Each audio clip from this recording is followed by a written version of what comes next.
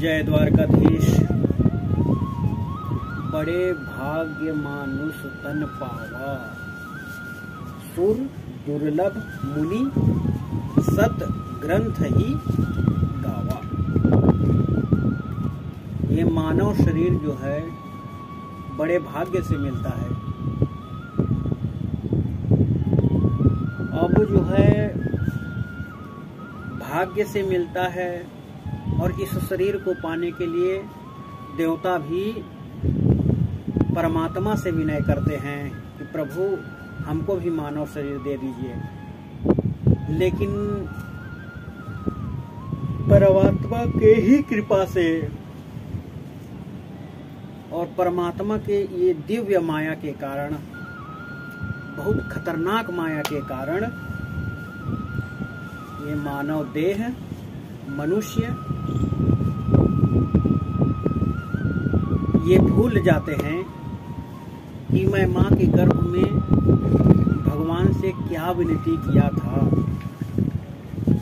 तो विनती क्या किए थे, सबसे पहले यह समझना पड़ेगा। हम माँ के गर्भ में जब थे तो माँ तीखा खा लिया या खट्टा खा लिए या मीठा खा लिए, तो उसके परिणाम स्वरूप जब हम गर्भ में थे उस समय बहुत कष्ट हो रहा था। अब जब वो कष्ट हो रहा था तब भगवान जी से हम लोग यही विनती करते थे कि हे प्रभु, इस अपार कष्ट को सहने का हमारे में क्षमता नहीं है, आप इस कष्ट से दूर कीजिए। हम आपके भजन निरंतर करेंगे, आपको भूलेंगे नहीं। ये उस समय भगवान से वादा करते हैं और इस धरती में आकर के उन्हीं के माया में फंस जाते हैं। तभी तो जो बालक रोते हैं ना, होते ही, तो आप गौर करिएगा कहाँ आए ऐसा उनका जो है शोध से पता चला है कि ऐसा वो कहते हैं। लेकिन तोतले भाषा है और होते ही स्पष्ट थोड़े ना बोलेंगे। लेकिन उस समय जो रोते हैं वो रोना नहीं होता है, बस यही कहता है कि मैं कहाँ आए।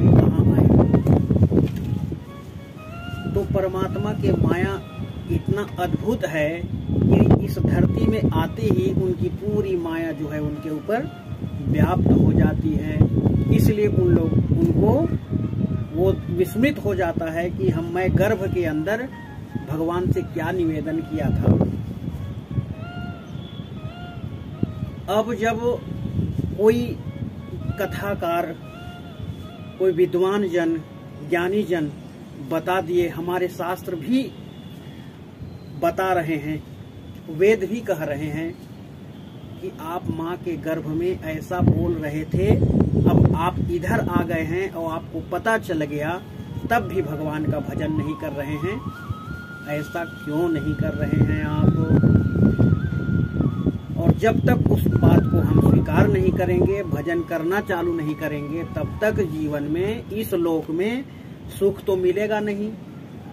उसके साथ साथ उस लोक में भी जो है अपने लोगों का कुछ मिलना जुलना नहीं होगा। इसलिए निरंतर उस माँ के गर्भ में जो थे हम और जो वादा किए थे भगवान को, उन्हीं को स्मरण करके भगवान का भजन निरंतर करना होगा।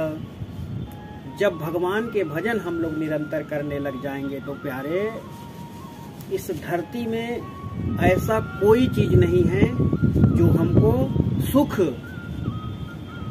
न प्रदान करे। भगवान के भजन से ही सुख और सब कुछ हमको सुलभ हो सकता है। इसलिए निरंतर भजन करिए। भजन में ही मुक्ति है। न कि लोग आजकल सोचते हैं कि हमारे बिना कैसे हमारे बाल बच्चे, माता पिता का क्या होगा। लेकिन आप ये बात समझ लीजिए, जब आप नहीं थे तब आपके माता पिता का कौन रक्षा कर रहा था? आप स्वयं कैसे पालित हो रहे थे माँ के गर्भ में? हाँ, तो ये भ्रम छोड़ दीजिए कि हमारे बिना हमारे रिश्तेदार का, हमारे माता पिता का क्या होगा। परमात्मा जो ये द्वारकाधीश देख रहे हैं ना, सबके रक्षा करने वाले यही है, इसलिए इनका भजन निरंतर करिए, सब एकदम मस्त रहेगा। इसलिए आया है सो जाएगा, राजा रंक फकीर, और एक तो परमात्मा के चरण में चले जाते हैं और एक तो फिर चले जाते हैं पाताल। जो भजन करते हैं वो उनके चरण में जाते हैं, जो इस माया में फंसे रहते हैं वो पाताल में चले जाते हैं, आवागमन के चक्कर में फंस जाते हैं। इसलिए भजन ही सार है, कलयुग केवल नाम आधारा, सुमर सुमर नर उतरहि पारा, सुमर सुमर नर उतरहि पारा। इसलिए प्यारे, कलयुग में केवल नाम सार है, जिनको भज करके इस अपार संसार सागर को गौ के खूर के समान पार कर सकते हैं। केवल और केवल भजन। बारी मथे घृत होई बरु, सिकता ते बरु तेल, बिनु हरि भजन न भवतरी, यह सिद्धांत अपेल। बारी को मथने से मतलब पानी को मथने से घी भले निकल जाए और रेत को पेरने से तेल भले निकल जाए, लेकिन परमात्मा के भजन के बिना मुक्ति नहीं मिलने वाली। इसलिए परमात्मा के भजन करना ही पड़ेगा, चाहे यहाँ रहो, चाहे वहाँ रहो, चाहे और कहीं भी रहो। इस धरती में रहोगे और मुक्ति लेना है तो परमात्मा के भजन करना ही पड़ेगा। बोलिए द्वारकाधीश भगवान की जय, सद्गुरुदेव भगवान की जय। नमः पार्वती पतये, हर हर महादेव शंभो। जय जय श्री राधे। भजन करिए, आनंद में रहिए।